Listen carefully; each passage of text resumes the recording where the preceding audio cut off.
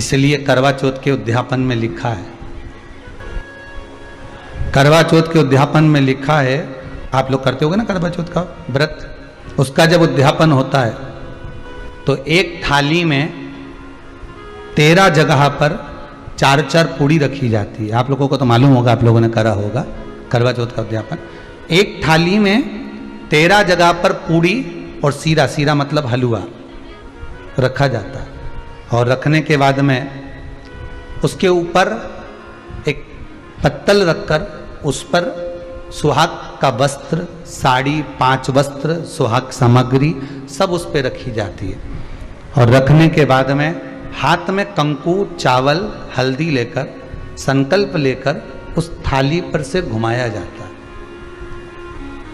कामना करी जाती है, हे चौथ माता, हे करवा चौथ, हे चतुर्थी माँ, मेरे जीवन में मैंने आपका व्रत करा है, मेरे इस व्रत को स्वीकार करना, मेरा सौभाग्य का, मेरा मांग का सिंदूर, मेरी भाल की बिंदी, मेरे हाथ का चूड़ा, मेरी पाँव की बिछोड़ी, इसको अमर करना माँ। और जो ये वस्त्र मैं दे रही हूँ, इस वस्त्र को मैं जो प्रदान कर रही हूँ चौथ माता, इसको स्वीकार कर कर मेरी भी चुनड़ी को लाल बनाए रखना। तब उस साड़ी को, उस वस्तु को, उस सामग्री को उठाकर घर की वृद्ध सास को, जो घर में सासू होती है, उसको दिया जाता है। सास नहीं हो तो किसी सौभाग्यवती नारी को दिया जाता है। उसके बाद में आप फिर ब्राह्मणों का भोजन कराओ, बड़े प्रेम से बुलाओ और ब्राह्मण ब्राह्मणी का भोजन कराओ।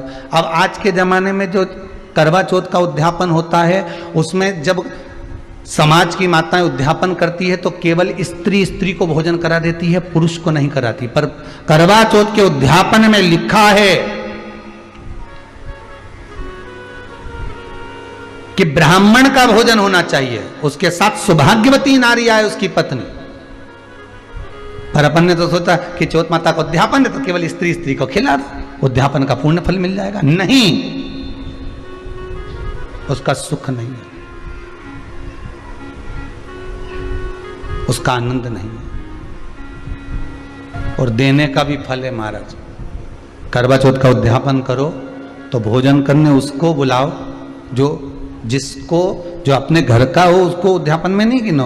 अपने घर के लोगों तो वैसे ही भोजन करेंगे, घर का व्यक्ति तो वैसे ही भोजन करेगा ना, पर अपन ने उन्हीं को गिना, ने हमारी बड़ी जीजी के गिन लो, ने छोटी जीजी के गिन लो, ने भांजी के गिन लो, ने उसके गिन लो, ने उसके गिन लो, ने 13-14 ऐसे इकट्ठा कर लिया, ने सब ये अपने इकट्ठे हो गए, ये तो अपने हो गए। ये तो तुम उद्यापन करोगे तो घर में इनको तो जिमाना ही पड़ेगा, क्योंकि तुम्हारे रिश्तेदार हैं। दूसरे को जिमा कर जब हम दान देते हैं, दान उसको लगता है जो दूसरे को दिया गया। कई लोग कहते हैं हमने बहन बेटी के दे दिया, तो बहन बेटी क्या दान लेती है? किस पुराण में लिखा है कि बहन बेटी दान लेती है? हमको वो भी बताना कि बहन बेटी दान लेती हो, क्योंकि बेटी तो खुद कन्यादान में जाती है। बेटी का कन्यादान होता है, वस्तु का दान नहीं, बेटी खुद दान में दी जा रही है। कन्यादान में बेटी कभी दान नहीं लेती महाराज, बहन बेटियां कभी दान नहीं लेंगी। और बहन बेटियों को कह भी देना चाहिए, अगर भाभी उन बोले कि हमने जीजी को दान है, दान मान नहीं ले रहा है, देना हो तो ठाठ से हमारा हक दे रही हो। हम साल भर में आते हैं तो राखी पे साड़ी दे रही हो, ये हमारा हक है, क्योंकि हमारे मकान में रह रही हो, हक दे रही हो, दान नहीं। दान देना है तो पंडित जी के दो, दान देना है तो ब्राह्मण को दो, गौ माता को दो। हम दान नहीं ले रहे, हम अपना हक मांग रहे हैं। ऐसे नहीं दोगी तो काले कोट वाले भैया से लिवाएंगे, हमारा कहीं जाए, तुम तो दान दो। अब तुम क्यों नहीं, तो हम तो दान दे रहे हैं, बहन बेटी के दान दे रहे हैं, तो बहन बेटी कोई दान ले क्या? बहन बेटी के कई पड़े तुमसे दान मांगे, इतना बहुत तो वो खुद दान करिया है, कई दान ले भाई, वो तो हक ले रही है, दान नहीं, दान नहीं मांगे।